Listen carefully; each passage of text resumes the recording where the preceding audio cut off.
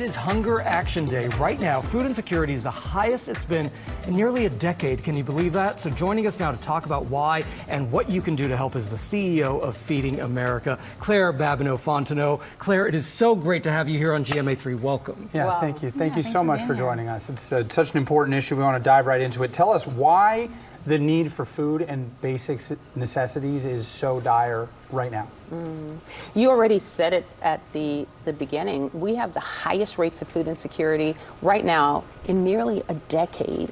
One of my fears during the pandemic would be that when those long lines went away, people would think that they were gone. They just went back on the insides of buildings. Nearly 50 million people in this country are food insecure. Nearly 14 million kids. The good news is we can do stuff about it, but we need to act quickly. We do. What are working families right now in need facing day after day after day? You actually have some new research on this. We do, and because Feeding America is a network that spans the whole country, 60,000 agency partners, hundreds of food banks and meal programs all across the country, we actually have a unique opportunity to talk directly to people experiencing hunger. And we do. We listen to them. We learn from them. We have a report that just came out again today, an annual report, Elevating Voices to End Hunger Together.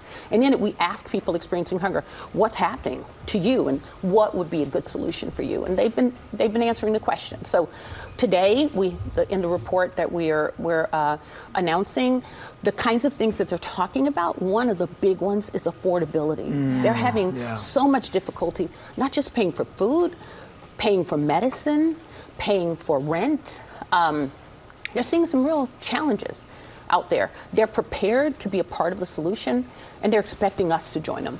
Yeah. And we've heard bits of this when there were reports earlier this year about people having to use credit cards to buy groceries just to show how big of a problem it is. So what can people watching right now do to help out and get involved?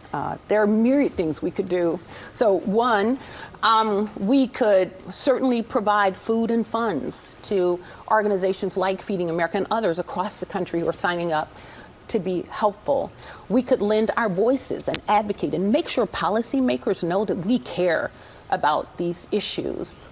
And we could also go out and volunteer.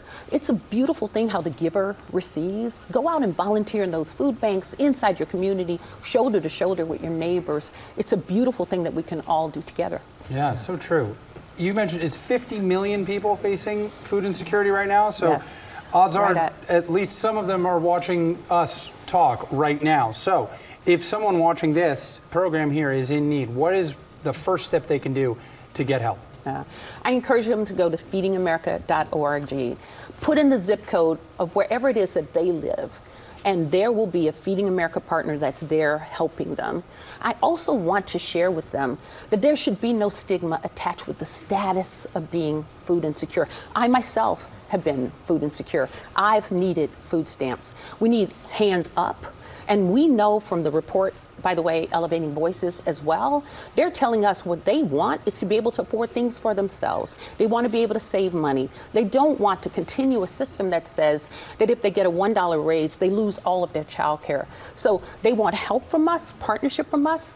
And if we work together, this is really something that we could solve for in this country. Claire, what do you tell people who say that people are in this position of homelessness and hunger because of something they did wrong? There are people who are always blaming them. Yeah, I think that's a brilliant question. And it was only since I started in this role that I started thinking about it as earned hunger as a concept. Well, I know I personally was hardworking, dedicated in school, first generation to graduate high school. I wanted the American dream. Well, so too do every person experiencing hunger. It's actually a myth that perpetuates. It's part of the reason that people don't reach out when they need help.